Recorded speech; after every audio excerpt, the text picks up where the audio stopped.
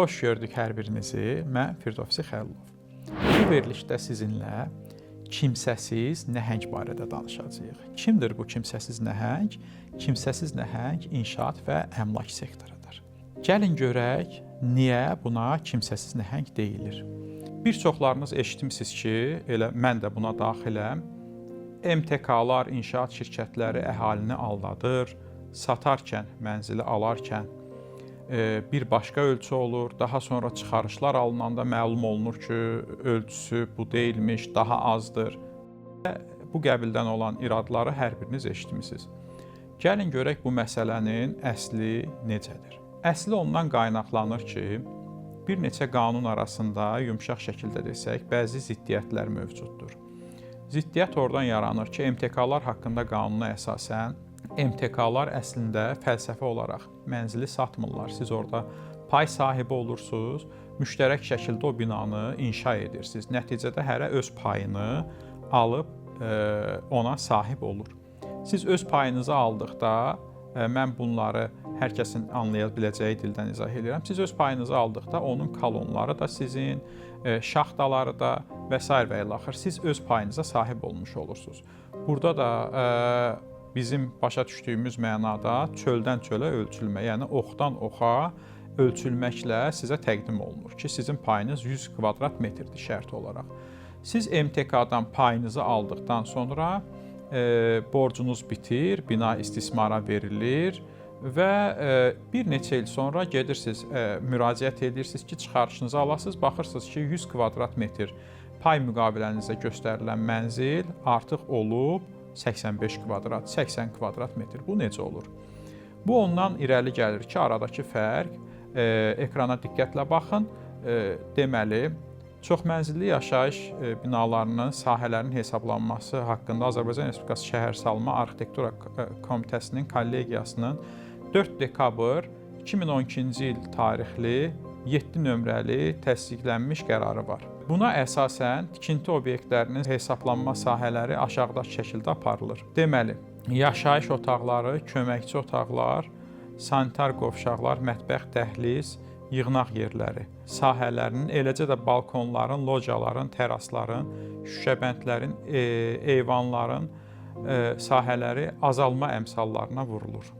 Deməli, bu qaydaların 3-2-ci bəndinə əsasən yaşayış binasının otaqlarının və digər yerləşkələrinin sahələri, divarlar, arakəsmələrin tamamlanmamış səthləri arasındakı döşəmə səviyyəsindən ölçülür. Bu nə deməkdir?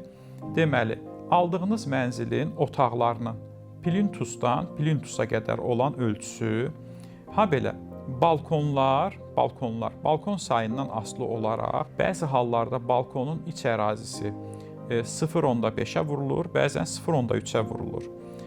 Habelə köməkçi ərazilər, məsəl üçün dəhlizi, mənzilinizin dəhlizi, sanitar qovşağı və s. onlar da müxtəlif koeffisientlərlə hesablanır. Amma oxdan oxa aparılan hesablanmada isə sizin mənzilinizin içərisindəki arakəsmə divarlar da burada hesablanır, şaxta da hesablanır, yəni sizin əraziniz olaraq. Nəticədə də gəlir, dövlət çıxarış verərkən sizin arakəsmə divarların alt hissəsini hesablamır, yəni sizin payınıza düşən hissəsini, balkonunuzu ya 0.3 koeffisientlə, ya 0.5 koeffisientlə hesablayır. Nəticədə də 100 kvadrat evdə orta hesabla 12-13 ilə 20 kvadrat metr arasında fərq yaranır. Deyə bilərsiniz ki, niyə bu qədər böyük miqyasda fərq yaranır? Ona görə böyük miqyasda fərq yaranır ki, sizin bu 100 kvadratlıq eviniz orta mənzil ola bilər. Belə olan halda MTK-lar adətən hesablayır ki, arakəsmə divarlar, qonşunuzla olan divarlar yarı-yarıya hesablanır və adətən bu divarlar 20 sm olur. Sizin mənziliniz köşəyə olduğu halda isə divarlar tam hesablanır, çöl divarlar. Belə olan halda ən azı 0.40 olur. Buradakı fərq isə bundan əmələ gəlir. Burada həqiqətən də bir hüquqi boşluq var. Vətəndaşlar bu qanunları əsas alaraq Əgər MTK və ya MMC mənzili satan zaman onlara kvadrat metr göstəribsə, misal üçün göstəribsə ki, mən sizə hansısa ünvanda yerləşən mənzilin 1 kvadrat metri 1000 manatdan olmaqla 100.000 manata 100 kvadrat metr mənzil satmışam. Bu qanundan çıxış edərək vətəndaş məhkəməyə müraciət edir və haqlı olaraq da çıxarışdakı dövlətin ona tanıdığı əmlak hüququndakı çıxarışdakı sənədə əsasən tələb eləyir. Ortadakı 15 kvadratmı, 18 kvadratmı nə isə o aradakı fərqi inşaat şirkətindən və ya MTK-dan geri tələb eləyir. Amma buradakı məsələ hamımız bilirik ki, biz evi alan zaman hansı şərtlə almışıq? Yəni ki, çöldən çölə ölçülərək alındığımızı bilirik, başa düşürük. Onun üçün də biz inşaat şirkətlərinə, MTK-lara tövsiyəmiz ondan ibarətdir ki, bu alqı-satqı və payçı müqaviləsi imzalanan zaman evin kvadratını hər iki şəkildə göstərsinlər. Göstərsinlər ki, bu ev çöldən çölə, oxdan oxa hesablanmaqla 100 kvadrat metrdir, iç ərazisi isə 82 kvadrat metrdir və ya 85 kvadrat metrdir.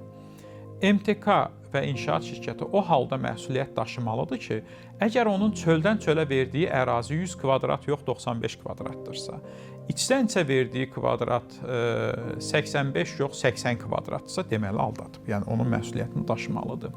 Bunu göstərməklə dolayısıyla bu qanunun tələbini pozmamış olur. Göstərir ki, mənim iç ərazisi 82 kvadrat, çöl ərazisi 100 kvadrat olan mənzilim 100.000 manata satıram. Belə olan halda heç bir qanunu pozmamış olur. Əziz dostlar, kimsəsiz nəhəng verilişimizin birinci hissəsi əgər sizdə maraq oyandırdısa, sizi dəvət edirik, ikinci hissəni izləyəsiniz. Təşəkkürlər.